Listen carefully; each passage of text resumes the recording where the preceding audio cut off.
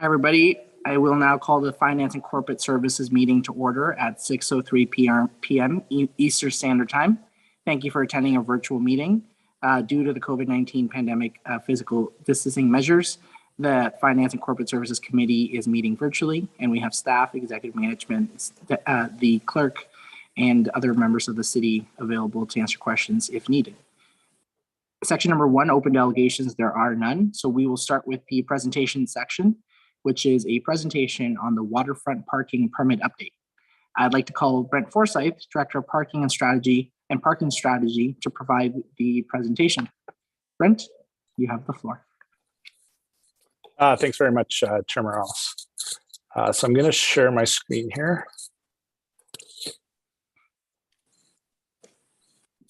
Can you see my screen? The presentation? Okay, thank you.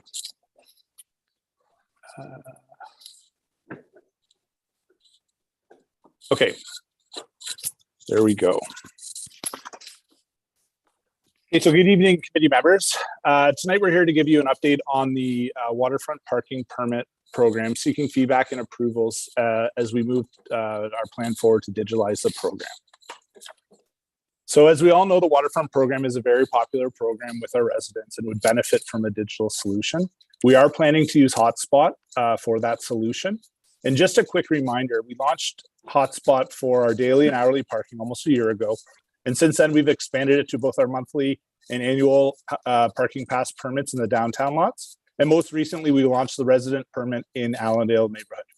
And it has been extremely successful to date with over 15,000 accounts created to date. We are planning to launch the digital solution for the Waterfront parking pass this summer, and it'll be similar to the Allendale resident parking program, where property owners can request the parking pass through the Hotspot app or website by uploading vehicle registration and proof of residency documentation, where staff will then validate and activate their parking permit within the system. It is important that they upload both a proof of residency and the corresponding vehicle registration, as it will tie the permit to the specific license plate number, ensuring that each vehicle is registered to a Barrie address. And that those without internet or mobile access or unwilling to upload their documentation will have the ability to bring their documentation to Service Barrie, who will set them up directly into Hotspot with their permit. Brent, quick feedback. Could you make your presentation full screen? My apologies. Yeah, no worries. I do apologize. If somebody can give me some help with how to do that. Slideshow tab, on the ribbon, the slideshow, so top center, slideshow, click on slideshow, and then there should be a start from the beginning review. So click on slideshow if you can. There you go. And then, sorry, one of these. I do apologize for this. No, click exit for a second. I think it jumped. Yeah, end slideshow. And then start it up again? Yeah. So go back to not that one. No, slideshow. Oh, sorry. Below FCSE. Slideshow, no, up. Cursor, there you go. Right, left a little bit. Nope. On the ribbon. A little bit more to the right. Where's that slide? Do you see the words like slideshow, record, review? There you go, right there. Sorry. There we go. And then from beginning. Perfect. Okay. Is that better? Sorry about that. It will be in a few seconds, I believe.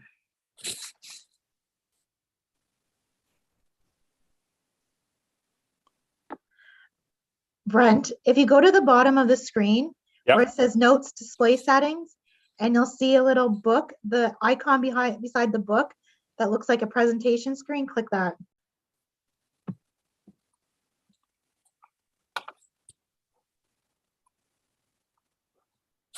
That looks like a book. My apologies. I don't see that either.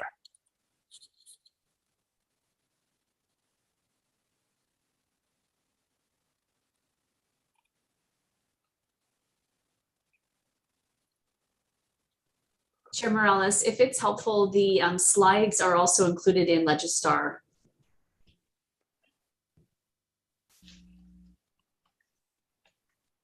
Okay. Yeah, fair point for, yeah, I guess. Brent, try one more thing. Go back right there. Don't change anything. Don't click yet. Go Oh, click on sure. from beginning. Yeah. Click on from beginning below the ribbon. Yeah, right there. Yeah. Give it like a click. I don't know why it didn't work the first time. I think your computer's lagging a bit.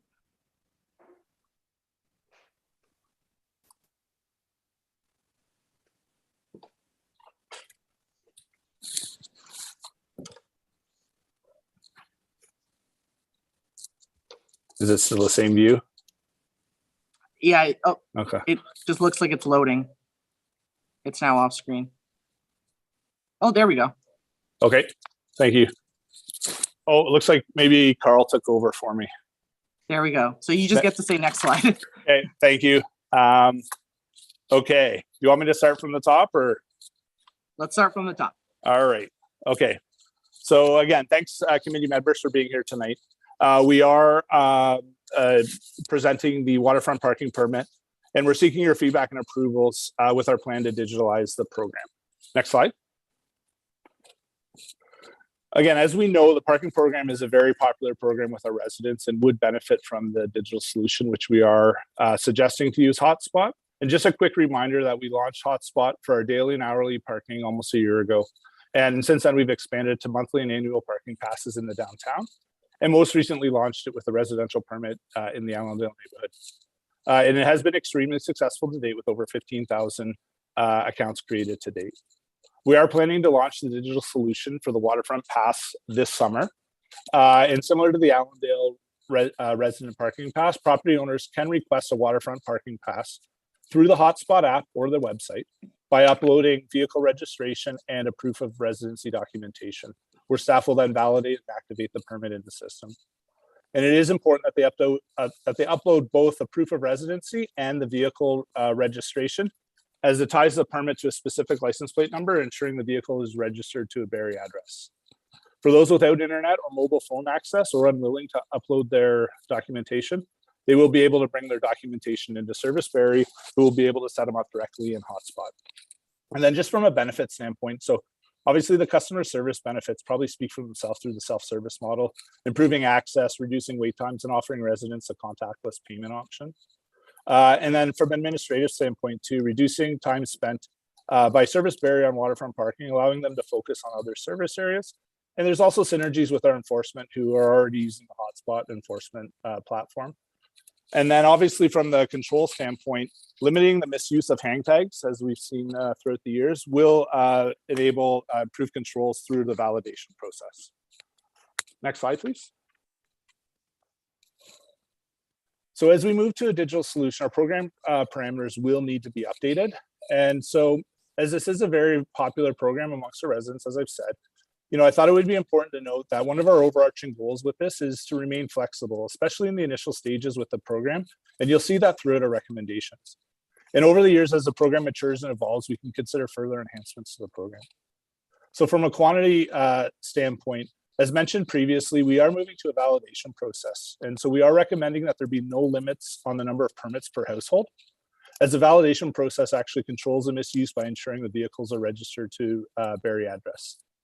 This will allow property owners to register each of their vehicles so they do not have the extra hassle of having to transfer hang tags between vehicles. And also to note that once registered, the digital permit cannot be transferred to another vehicle. From the cost standpoint, the permits will still be provided at no cost. However, we're recommending that we no longer charge the $20 for the additional permit. Under the current hang tag program, property owners are not required to purchase a pass for the third and fourth vehicle. They can simply transfer their hang tag between vehicles. Whereas the proposed solution, again, ties the individual permit to license plate numbers. And again, the validation process ensures vehicles are registered to Barrie addresses. When we look at expiration, under the current program, the hang tags are valid in perpetuity, with the disclaimer that passes would be valid until a new program is released.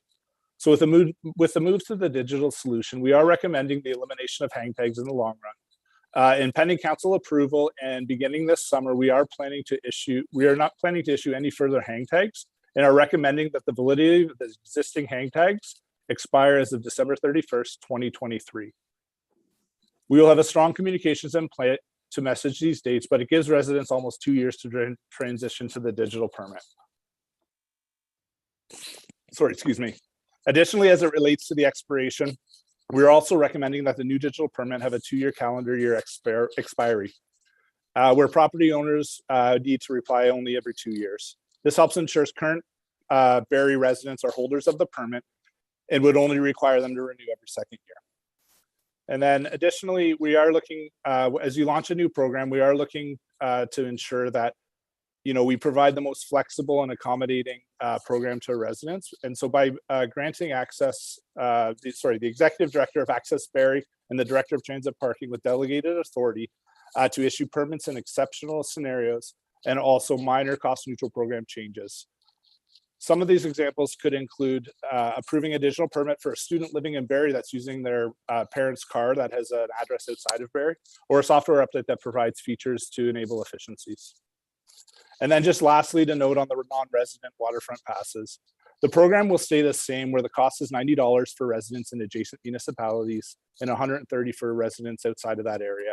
The digital permit will still have a one calendar year expiration, but we're going to move fully away from the hang tags, and it'll be fully digital for non-residents as of January 1st, 2023. And again, just as a reminder, for those without internet access or mobile phone access or unwilling to provide their proof of residency, they will be able to bring that documentation into Service Barrie, who will set them up in hotspot, and that goes for both residents and non-residents. Next slide, please.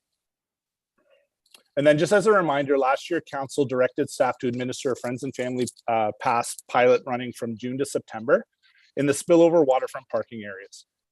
Each household in these areas were entitled to 5 free passes that were valid for one-time usage through a scratch hang tag program permit. The program expired on September 15th of 2021. Last year, only 7% of the eligible households requested the passes, and utilization surveys conducted throughout the summer found that the passes were only used 6 times out of the 4,300 cars that were surveyed.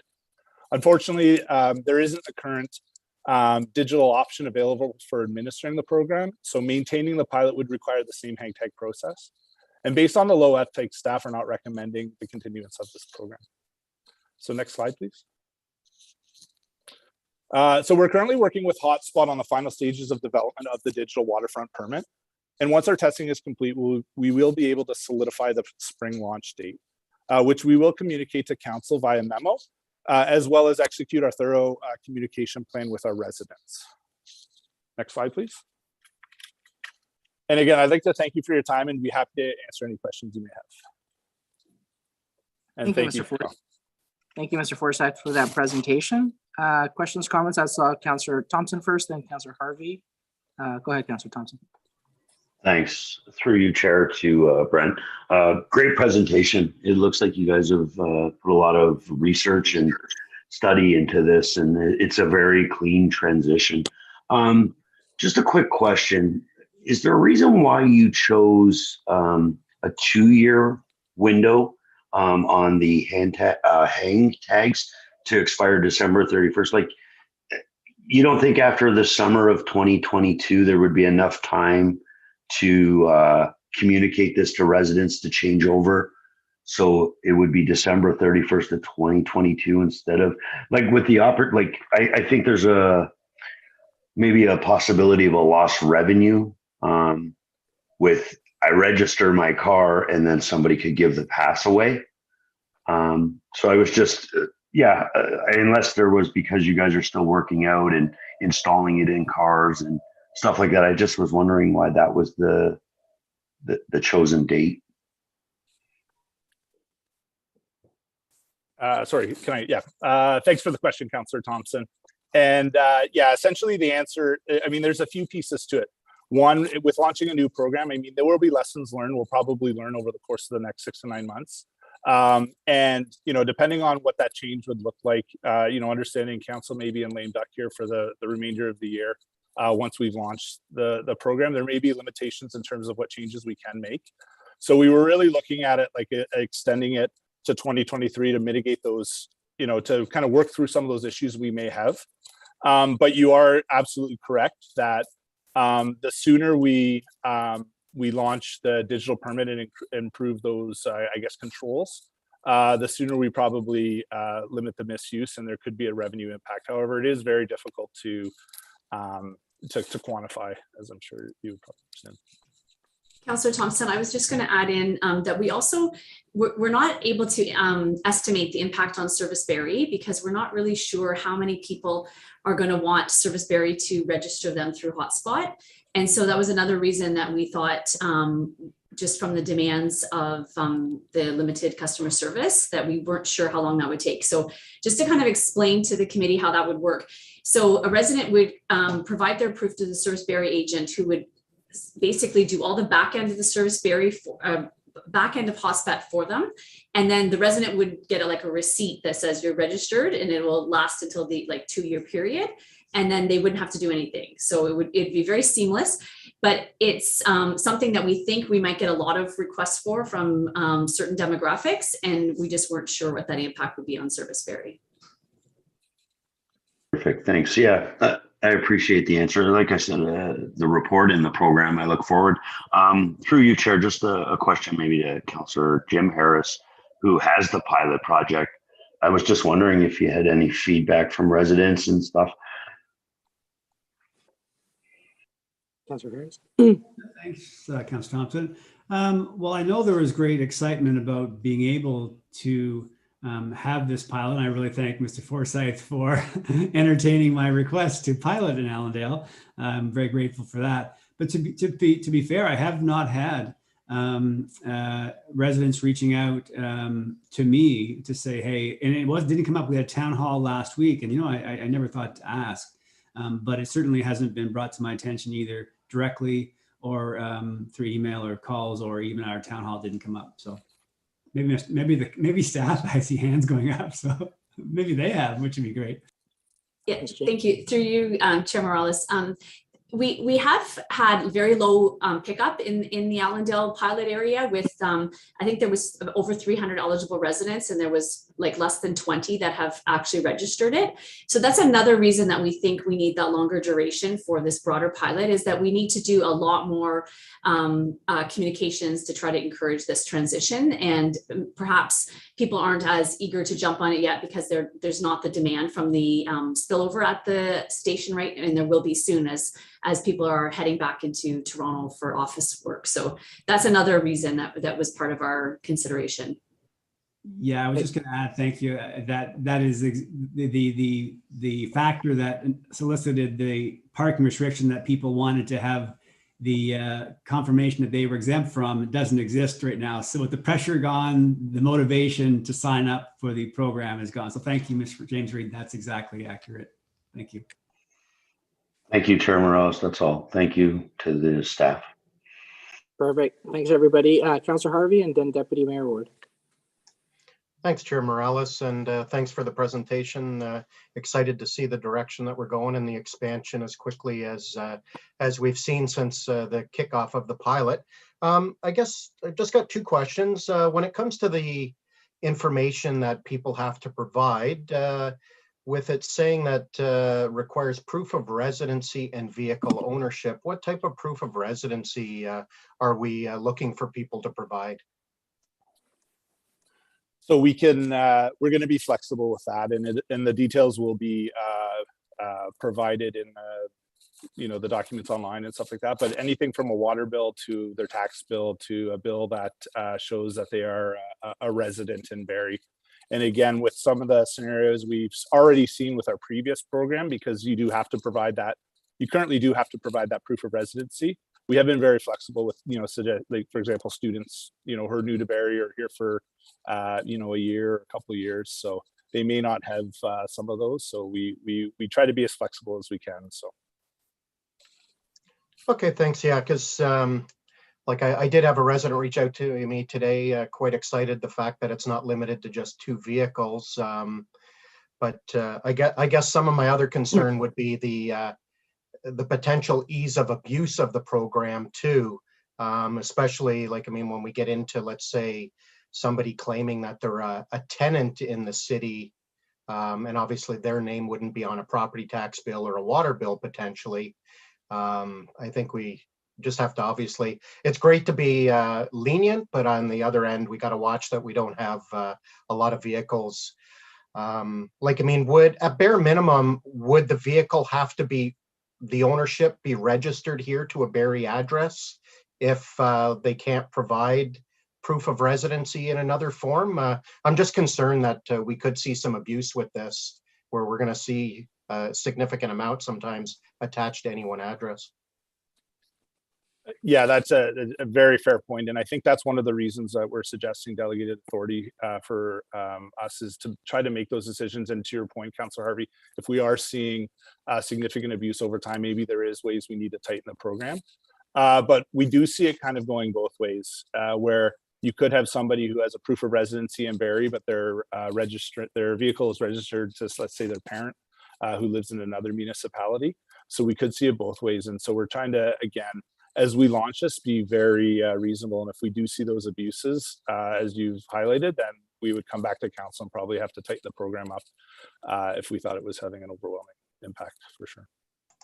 Yeah, thank you. Yeah, because actually when it comes to that exact scenario that you just spoke about, vehicles being registered in a different municipality, sometimes it could be for legit reasons if they're, let's say, a student here for a couple of years at Georgian. However, it is very well known that some do that because different postal codes have cheaper insurance, and they will have their vehicles registered in a different municipality for that exact reason. And typically the further north you go, the cheaper it tends to get. But and then the last piece would be, is this something that people are going to have to register annually or biannually? Because I guess the other piece I have a little bit of concern about, tenants come and go, and let's say they live at a residence here in Barrie for a 1-year period.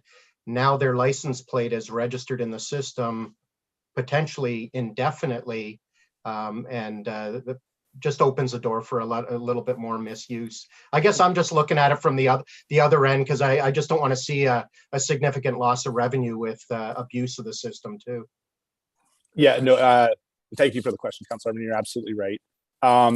What we've done is we've set it up to be right now on 2 years. Again, we're trying to find a middle ground with whether we did it every year or every 2 years, because residents themselves, whether they're, long-term residents may not want to do it every year. So we're kind of trying to find middle ground, and we're suggesting they had to do it every 2 years. So there could be that potential that somebody registers, get it, 6 months later, they move out. They would have it for another 18 months. And there's really not much we can do on that. But that is our recommendation at this point. I mean, again, it's one of those things over time. If we see that it'd be hard for us to track that abuse, but if we see that being an issue and we see the pressures on our waterfront, because we already know there are a lot of pressures for parking at the waterfront, especially in the summers on the weekends, that we could look at tightening that up at some point in the future too. Councillor Harvey, I was going to also add in that the system today, as I know you are aware of, has a lot of holes in it as well, and that a resident pass doesn't expire. So you could have that situation where somebody's renting and then they leave and move to a neighboring municipality and keep the pass. In fact, we know that we see those passes in other communities in our surrounding area. So we feel that this proposed plan is actually going to be a lot tighter than the one we had previously. Great, thank you. Yeah, just look interested to see how it all works out, and obviously it can obviously pivot as need be down the road. Perfect. Thank you, Councillor Harvey. Great questions. It pays to have somebody with an acumen for those questions on council. Deputy Mayor Ward. Thank you, Chairman Morales. First of all, can you hear me? Yep. Okay. I just had a couple of questions, and one is I'd never used the hotspot. I take it you just drive into the parking lot and you're covered. You don't have to driver doesn't have to do anything when they get there, do they? That's correct. Once you've registered your plate, they drive in, and that's it. You do one-time registration. You don't have to activate it when you get into the spot or anything. It's there for the 2 years. Okay. Second question was, I mean, one of the advantages of the tag, you can actually read the back of it to see if you're in a lot that it's free, or with that. And I haven't been down to look. Are they well signed? Are they going to be better signed so drivers go in, they know this is a lot that's covered? Because I know there's a lot of confusion out there. Yeah.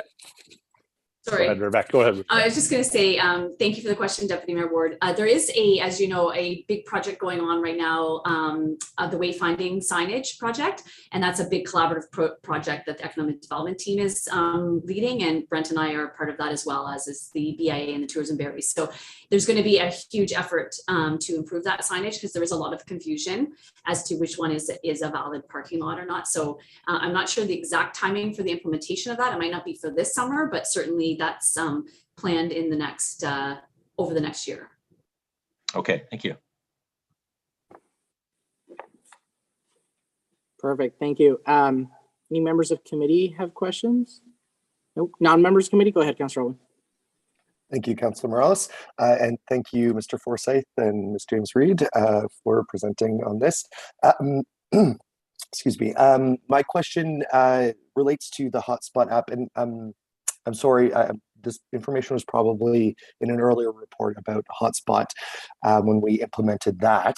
But with the recent issue that we had with the city's Ping Street app, do we have any concerns around longevity of this app, or I'm assuming we have things built into our contract around the hotspot, and I'm wondering if you can maybe speak to that a little bit.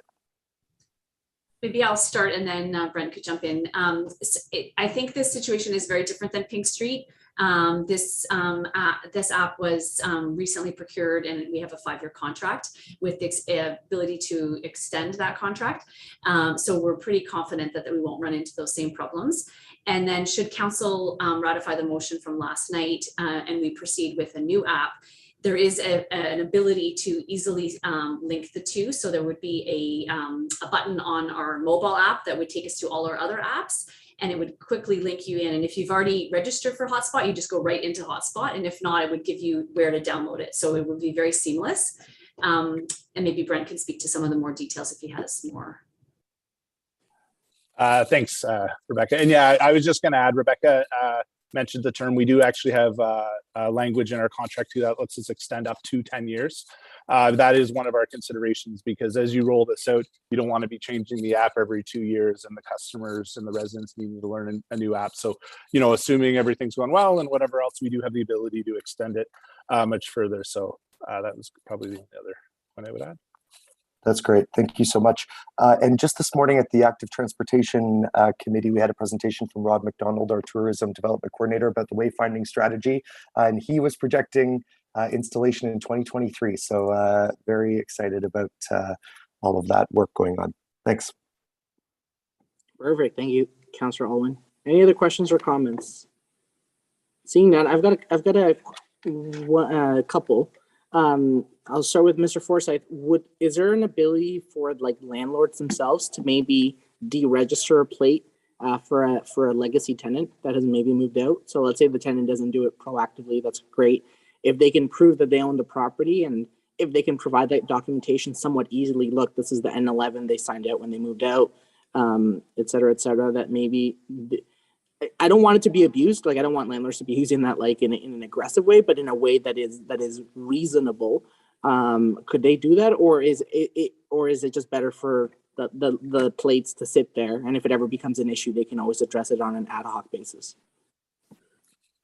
Thanks for the question, Councilor Morales. And no, unfortunately, there's not the ability to do that by another party. There is we did work through the Privacy Commissioner and with our records group here in terms of, you know, what we upload and how long we keep it for and when we delete it and stuff. So we wouldn't be able to unfortunately do that.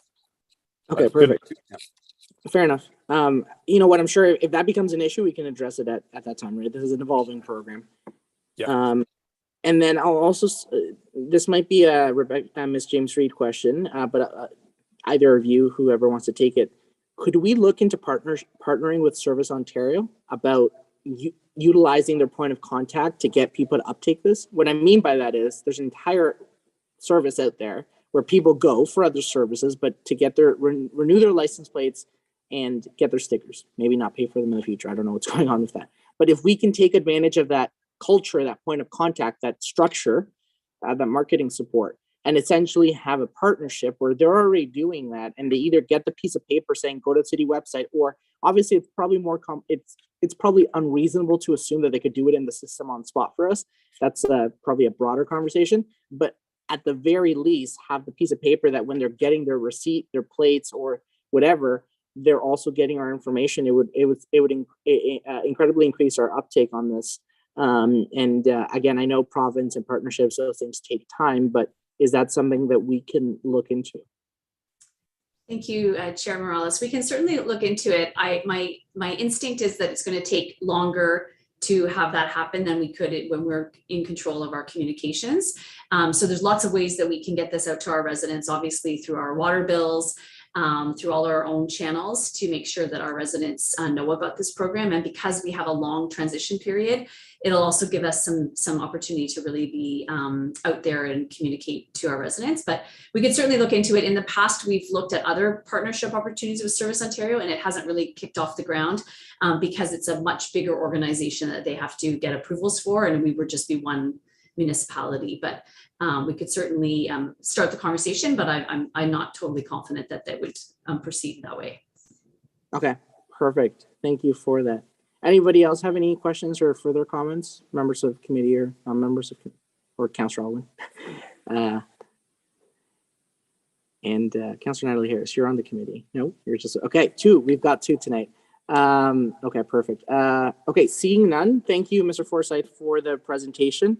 We're going to move up the agenda item 6.1, which is the report of Finance and Corporate Services dated today concerning the waterfront parking permit upgrade, so that members of committee and members of council can essentially, we can consider it with this now.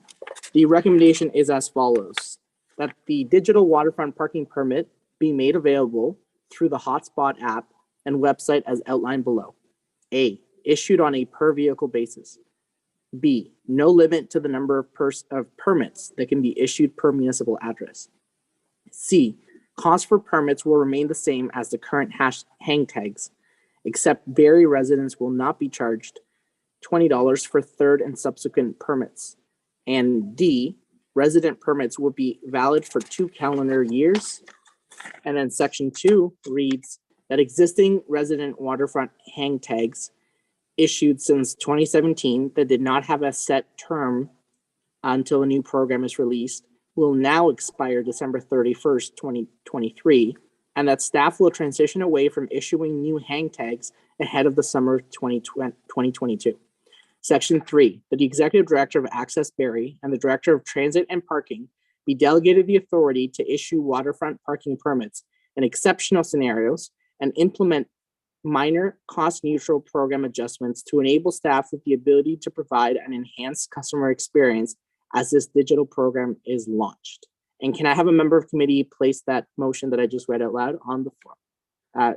Placed by Councillor, or moved by Councillor Harvey, seconded by Councillor Thompson. Any questions or comments on the motion on the floor as read out loud? Nope. Councillor Jim Harris, could you take the chairmanship just for a quick second? I'm just going to move a quick amendment. The digital one, I'm just going to move a quick one. So I virtually hand that to you. So I'm just putting this on the floor. If I could get a second, or at least for the purposes of putting on the floor. And then to add to section 3, either a section B or maybe just a paragraph, that the city approach Service Ontario and our 2 MPP offices about possible partnerships with Service Ontario to issue the city waterfront hang tags information when residents renew their plates. And I don't believe I actually need a seconder at committee. Perfect. So that is on the floor, the amendment. I'm not the chair for the purposes of the discussion. Councillor Jim Harris. Yeah, so Councillor Morales, would you like to speak to that? Yes, I can. I think there's a good opportunity. People are already going in for that purpose. I presume it's complicated. I do want at least the discussion to happen. I know our, whoever our MPPs are, I know that's what they're there for. Specifically, their offices, right? To have this discussion, to connect us with the right people at Service Ontario. If we get the no, we get the no. Or if it's something that they say, hey, you know what, you guys can leave your brochures here, and residents can proactively take them, but maybe staff can't issue them. Maybe it's a union thing. Who knows what the answer might be on that. I think it's worth the discussion. I don't foresee that it would be too much time on our staff to at least pursue the process. And I think it would be the right point of contact, since people are already there specifically in those encounters for license plate renewals and recertification and sorts. So that's really it. Great, thank you. Any questions, comments from committee members? I think I saw Councillor Harvey. Councillor Harvey. Yeah, thanks. Stand-in Chair Harris. I guess my only concern about this is the government's already announced that they're stopping the renewal of validation stickers. So you're not going to get the flow of people renewing their plates on an annualized basis. You're only going to get a small amount of people that are going in when they need, let's say, a new license plate or not. So, like, I mean, I support the intent of this, but it's not going to attract the volume of people or the attention that it would have previous to the current legislation that they just changed. Now, obviously, that could change if the government changes, but I just wanted to add that in just for some context from my point. But I will support it with its intent. Okay, thanks for Councillor Harvey. Any other members of the committee like to question or comment on the amendment? Seeing none, and so members, non-members of the committee, would you like to comment on the amendment? Okay. And is everybody just, it was a lot there, and you don't have it written in front of us. Is anybody comfortable with the amendment? We all have it. Basically, I don't know if Ms. Cook can, or maybe Chair Morales wants to just reread that, if that would be sufficient for everybody. Absolutely. And I'm sending it to the clerk now for record purposes, that the city approached Service Ontario and or our 2 MPP offices about partnering with Service Ontario to issue the city waterfront hang tag information when residents renew their plates. Okay. Thank you, Councilor Morales. I don't see any other comments. So I would just say I echo Councilor Harvey's. I mean, you know, the intention is good. The uptake, we'll find out. So with that noted, happy to take the vote. So those in favor of the amendment as shared by Councilor Morales, please indicate. Okay. Looks like it passes unanimously. Thank you. I pass the chair back to you, Mr. Councilor Morales. Perfect. Thank you, Councillor Jim Harris. Okay, so the motion as amended is on the floor. The same read that we had before with the amendment. Any questions or comments? Nope. Okay, seeing none. All those in favor, please indicate. As am I. Okay, that passes unanimously. Thank you, everybody, for that discussion, and thank you, staff, for the presentation and the innovation from your department in making this a fun, seamless process. Okay, so standing items and committee updates, we have none. We also don't have any referred items, but we do have 3 advisory committee reports in section 5. Could I have a member of committee put the advisory committee reports on the floor to be received? 5.1 is a report from Seniors Advisory Committee, January 24th this year. 5.2, report from Town and Gown, January 26th this year. And 5.3, report from International Relations Committee, dated February 1st of this year. Could I have somebody put all those reports on the floor? Moved by Councillor Jim Harris, second. That's it, and we don't need a seconder. Okay, are there any questions of members of committee regarding these reports? Questions from non-members of committee? Nope, seeing none. All those in favor of accepting the reports or receiving them? Perfect, that passes unanimously. Thank you, everybody. And we've already done 6.1, and that leaves adjournment. This concludes the Finance and Corporate Services Committee meeting before 7 p.m. Look, I already see smiles on Deputy Mayor Ward's face. I'm sure. So, okay, our meeting is adjourned at 6:42 Eastern Standard Time. Thank you, everybody and staff, for your time tonight. Take care.